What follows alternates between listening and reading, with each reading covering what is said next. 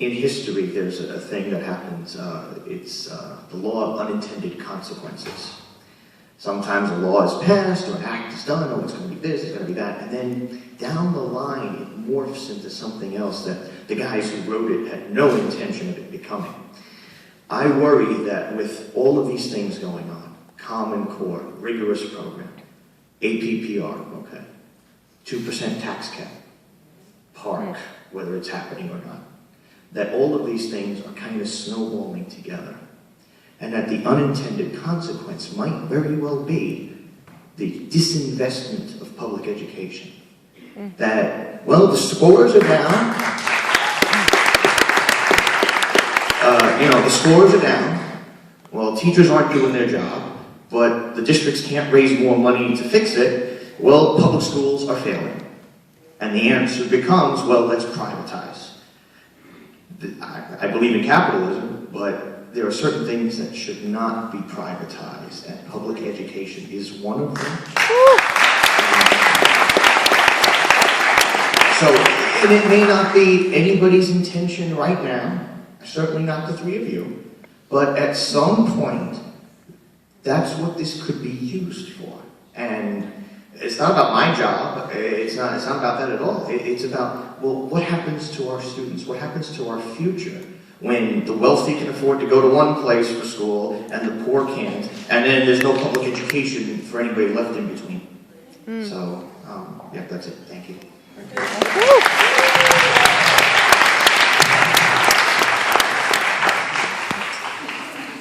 Thank you. My name is James Graber. I'm a teacher in Huntington, and also a history teacher as well. So we have some similar thoughts on this.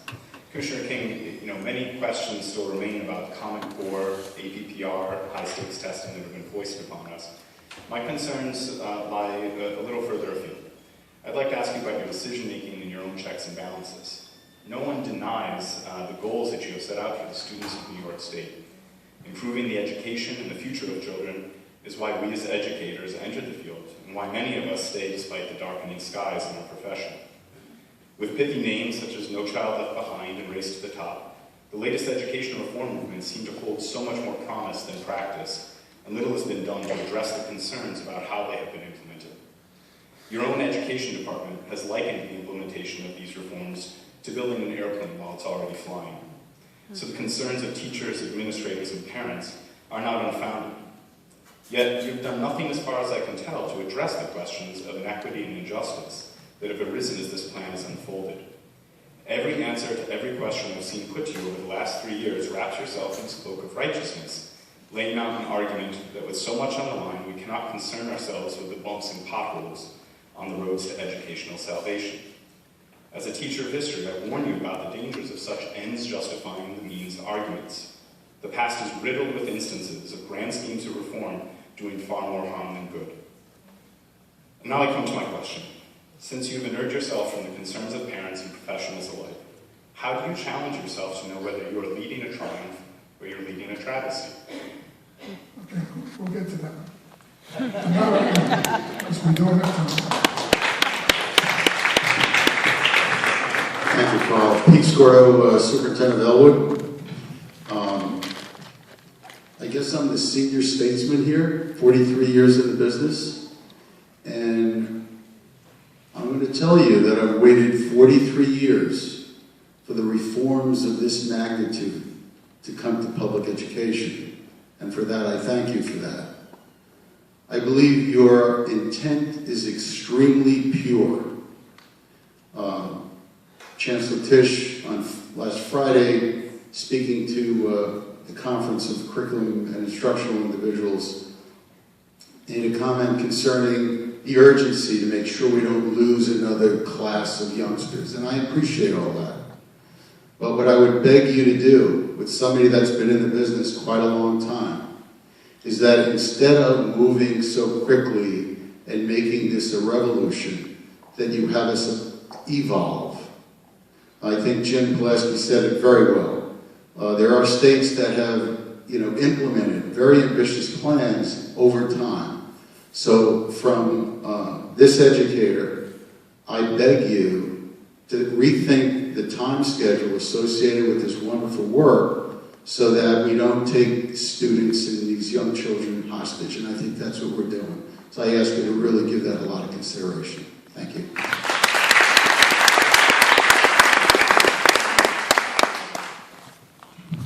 Hi, my name is Nick Augustine. I'm a student here at Oyster Bay. And I just want to voice some concerns me and my fellow students have about the APPR and the Common Core. First of all, tests aren't really reflective 100% of the academic integrity of a person or their intelligence. We all know this as seniors personally because if they really were reflective of your intelligence, then colleges would only look at ACT and SAT scoring. However, they don't. They look at the holistic person as opposed to just test scores. So we're wondering kind of why New York State is making these test scores everything about the person when lots of other places don't make it all about the person.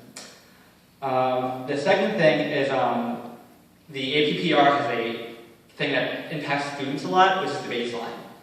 While it's a way to test teachers, it does affect us in the way that now we're taking classroom time away from us to take these tests that, for us, don't make a lot of sense.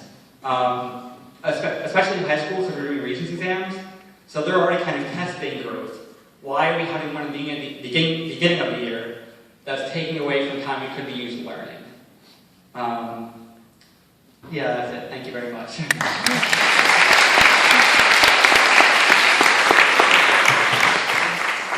Good afternoon, and thank you for coming here today and having this open discussion. My name is Brett Rosenthal. I'm an assistant principal at Southside High School in Rockville Center, but I'm here today as a parent. And just for the record, I am a special interest group because I'm a parent in the Plainview Old Bethpage School District. My special interest is my children, an 8-year-old and a 5-year-old. The Common Core is not developmentally appropriate. It was not well researched. It's very convoluted, and parents are angry and frustrated. I can tell you this not from my experience alone as an administrator, but as a parent in a community filled with parents who are very concerned. My 8-year-old son is very bright, but has been crying when attempting to work on Common Core math problems. I am extremely upset about this. There is something going around that's now being called Common Core disorder. And I'm not even trying to be funny. Parents are talking about it. It's been talked about here by all of these people. Our children have tremendous anxiety now. They are frustrated. They have low self-esteem. They don't want to go to school anymore. And they are crying. They are crying because of the work that we are giving to them. This includes my son, who used to love to go to school. He used to count down the days over the summer, believe it or not. He had a love for learning. He found school to be fun. That is no longer true.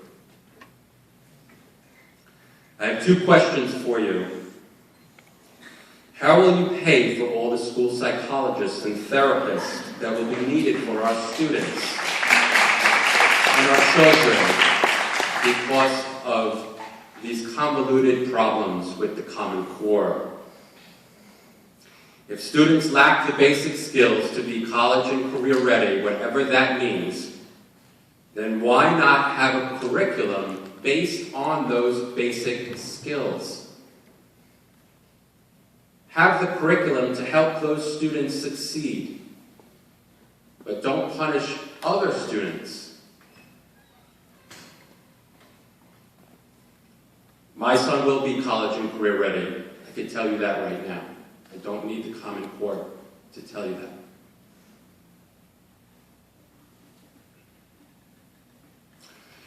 I question also how other students would feel, such as those who are English language learners, those who have disabilities, learning disabilities. I'm very worried about them as an educator and as a parent. I implore you to please listen to all the parents, all the educated and all the experienced educators that are here that have spoken to you in the past. The crying and the frustration must end. Thank you.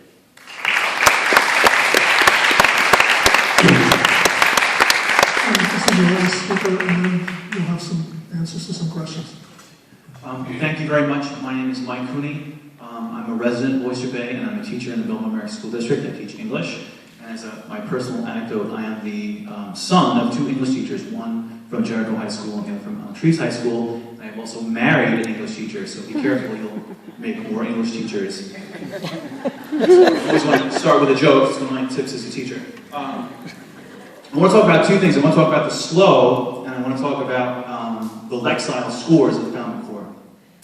The SLO for English is a strange thing because English is a skills-based test. So it's a little different than physics because physics has content. You don't know physics when you walk in the door, at least maybe if you watch Nova you know some physics, but you will know very little physics when you walk in the door. English is a skills test, and students have been reading and writing their whole careers. So when they take a SLO or their first baseline exam, there's a good chance, because they're looking at something they've never seen before, that they could do well, or they could do poorly. So it's a little bit like gambling with a skills test like that, because at the end of the year, I could teach the Scarlet Letter, which is probably not good for freshmen. We'll come back to that. And you don't know what's going to happen. It's a skills test. So that's my point with English and the SLO. It's probably best to revisit that, because I don't see how, over the long term, it's really going to measure the effectiveness of a teacher if it's really just gambling. Thank you for that. The other thing I want to talk about is my experience with Lexile scores and the added rigor of the Common Core. And as an English teacher, I really want students to read complicated literature. I want them to struggle at least with reading and be engaged with that stuff, that canon that they're going to see in college. One of the things that I noticed when Common Core released some of the titles is that some of the titles seem to be much more conservative in nature than they have been in the past. And I know that there's freedom in the classroom for students and teachers to read books that include diversity of authors, but I do see minority voices being pushed to the side. And I think that's an important thing that we all need to recognize. Aside from that, my department chairperson, who works very hard, had us inputting books that were already in the book room into this Lexile computer webpage that gave us a number about whether or not these titles would still be able to be used in our classrooms. One of the titles that I've taught in the past that I know is taught on the college level and is regarded as a masterwork is The Sun Also Rises by Ernest Hemingway. When you put that into Lexile, you get a very low score. I don't think anybody should teach The Sun Also Rises in the 7th grade. I do know that when you put Twilight into Lexile, you get a higher score. Now, I like Stephanie Myers as much as the next person, and she made a great movie, made $1 million off of it or more. But something is wrong when you input data into a computer and it comes back so ridiculously, absurdly wrong. Thank you.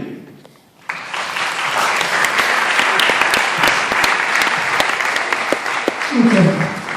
That ends the question and statement part. Dr. King, Dr. Tisch, Roger, it's up to you. I haven't stopped. Don't encourage me. No, I don't want to start, but I'll just add two very brief comments. Somebody talked about the partnering the high and low performing districts. I think it's something that really needs to be explored, and we've been looking for a variety of different ways of helping our low performing districts. It requires good faith on both ends to do that, and I know many of the superintendents in this room have said that they would like to actually be part of a low performing district, because I'm assuming most of the districts here are high performing. So I would encourage that. The gap increases from online testing, somebody mentioned, will get greater and greater. I know a Newsday editorial writer forgot his name at this point, but wrote a very good op-ed piece about the gap widening for other reasons. One of the reasons was that a high-performing district, the parents, the families will get help, will get additional help for their students, whereas somebody in a low-performing district is not going to have that extra help or the enrichment or the family, which again could very well lead to gap increases, which is certainly not part of the region's agenda. And lastly, I made the point about gifted and talented leading IEPs, because I do think that's there.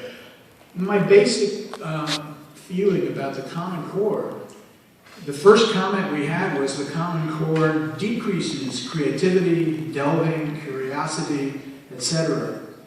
It's my opinion that having worked very hard on the English language Common Core standards, which New York really developed before the national, that when this is rolled out appropriately, that we will be encouraging the very things that you said will be decreasing. I look forward to creativity and curiosity coming out of the Common Core. Again, maybe not this year, maybe not next year. The Common Core is cumulative. And for someone in the 3rd or 4th grade to take a Common Core test, for instance, without having had 1st, 2nd, 3rd grade Common Core makes it very difficult. Over time, I think we'll see that change, and I'm hoping that we will increase our creativity. Those of you who know me well, creativity is probably my biggest passion, and I want to make sure that, for instance, art, music, don't get put to the sidelines because people are emphasizing so much the English and math portions because of the testing. So, I'm hoping that actually they will fit well with the Common Core, and look forward to that. I'll let John and Merrill talk about the rest. So first, I really appreciate the conversation and the opportunity to have a thoughtful discussion and the thoughtfulness of the folks who presented. There's a lot to cover. I think first I would say, I agree with Regent Tillis. I think the Common Core holds tremendous potential, not only to help students achieve college and career readiness, but also to support student work on creativity and on some of the non-cognitive skills that we care about, like grit and perseverance, and some of the things that are hard to measure on a standardized test, like things like the ability to conduct research and the ability to work effectively with partners on a project. So I think there's tremendous potential in the Common Core, and I am worried that the Common Core is now, in a sense, conflated with our debates about evaluation and our debates about assessment, and I think there is real risk of losing the thread in the conversation around the Common Core because of that conflation with other issues. So I take very seriously the challenge posed by many of the questions in this conversation. Part of the challenge for us at the department, I think, is to both be responsive to the concerns we hear and also to try to make sure that we are all operating from good information. So a couple of things about the Common Core. The modules that we've produced are a resource. They are not intended to be a mandatory curriculum or required by regulation. They are a resource. There are some people who feel passionately about the core knowledge materials and why core knowledge is great for kids building background knowledge and vocabulary, and there are schools around this state that have been using core knowledge materials for many years and feel very passionate about it. There are similarly passionate people about other K-2 reading programs that they feel very invested in and believe will help students achieve with respect to the Common Core. And that really is a local decision about what materials to use. Similarly, at the high school level, we're producing materials. We have a text list. The Common Core has an appendix with a text list. But none of those texts are mandatory or required by the department or required by regulation. And ultimately, local decisions will need to be made about which text to use and how to teach them. Lexile levels on the last point are just one way of looking at text complexity. There are multiple ways of looking at text complexity. The Common Core standards actually speak to the idea that there should be multiple lenses for looking at what text makes sense to teach in any given grade. And we would not want to be in the position of asserting that any text is the right text to teach in a certain grade. We put forward a set of resources, but ultimately local decision-making will have to be made about which text to use and how to teach them. I worry a lot about the conversation around developmental appropriateness. And I think there are different strands of that. One is, Core Knowledge, for example, has long faced the criticism that about developmental appropriateness and the assertion that it's too early to provide texts that emphasize background knowledge about things like ancient civilizations. On the other hand, there's a whole case to be made that students in the early grades, when exposed to vocabulary that they might see at a later point, benefit from that, and that a nonfiction story that captures vocabulary that they may hear elsewhere in the world is important and valuable to include alongside some of the traditional fiction texts that we might use in early grades. And both as a parent and as an educator, I think there are a lot of reasons why nonfiction texts in the early grades and the building of background knowledge can both be valuable and highly engaging, but the decision about which texts are right for which students have to be made locally. Regent Chelsea made the point that there's a transition that has to happen from where students are to the standards in the Common Core. I think that's right, and every individual teacher and school has to figure out what's the right bridge between where their students are and the Common Core and make instructional decisions on that basis. There are a lot of things I heard today that I think we can concretely do something about, which is part of why I appreciate the tenor of the conversation. I was speaking with Secretary Duncan and several other state chiefs last week about the issue of students with disabilities and which students are required to take which level of assessment when. And I think that's something the US DOE is interested in engaging with states around. Historically, there's 1% of students who've been allowed to take alternate assessments, and then an additional 2% of students who've been allowed to take modified assessments in some states. And I think all states are grappling with what's the right percentage and what's the right assessment to use and so forth. But I think there's an important conversation to have there, and certainly one that the board is committed to. Similarly, there around English language learners, I think that there's an opportunity to build a better accountability system around English language learners, not just in New York, but nationally.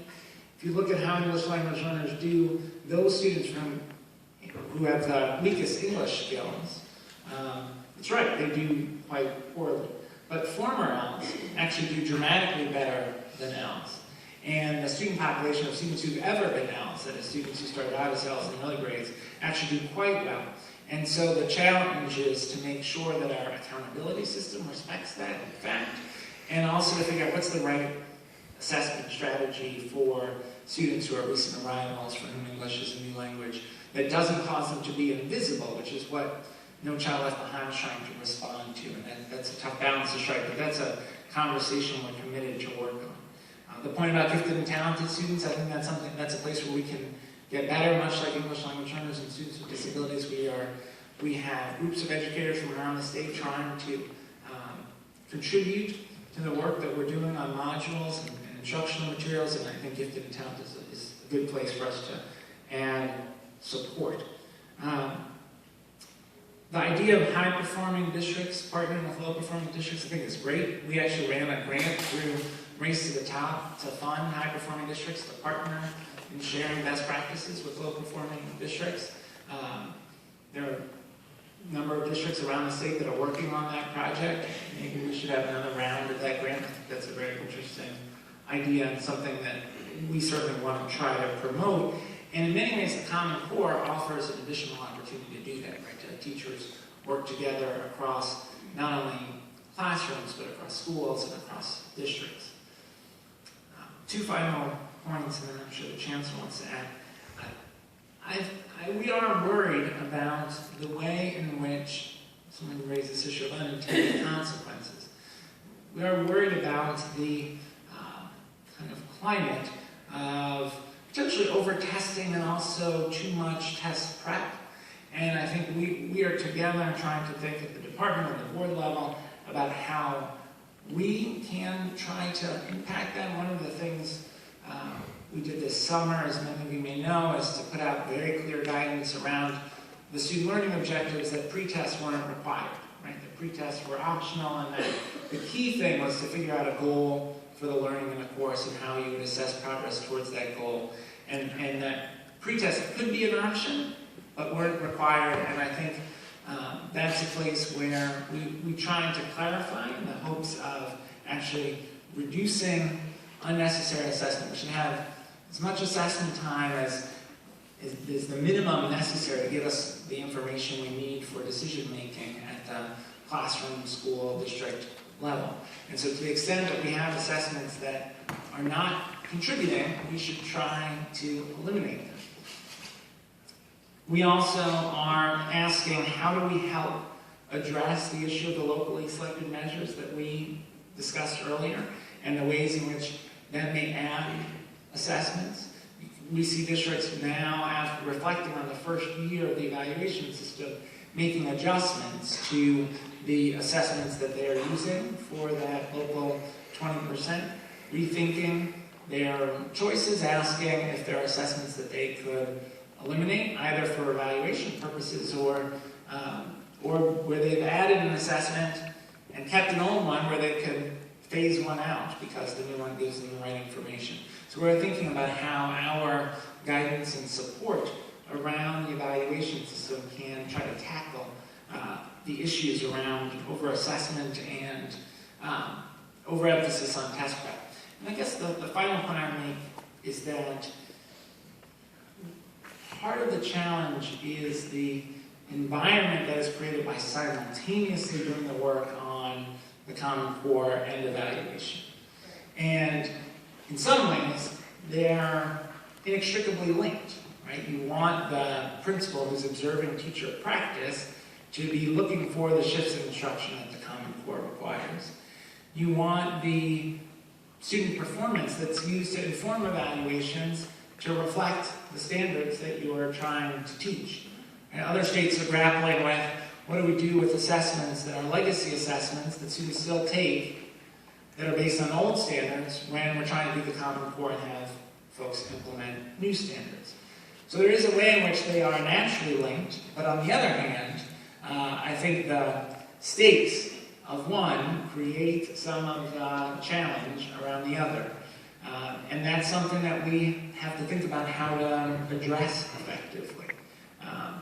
Sometimes the anxiety comes, I think, from genuine lack of information. One of the challenges last year was to explain that the growth scores wouldn't be lower, even though the overall scores, based on higher standards, would be lower.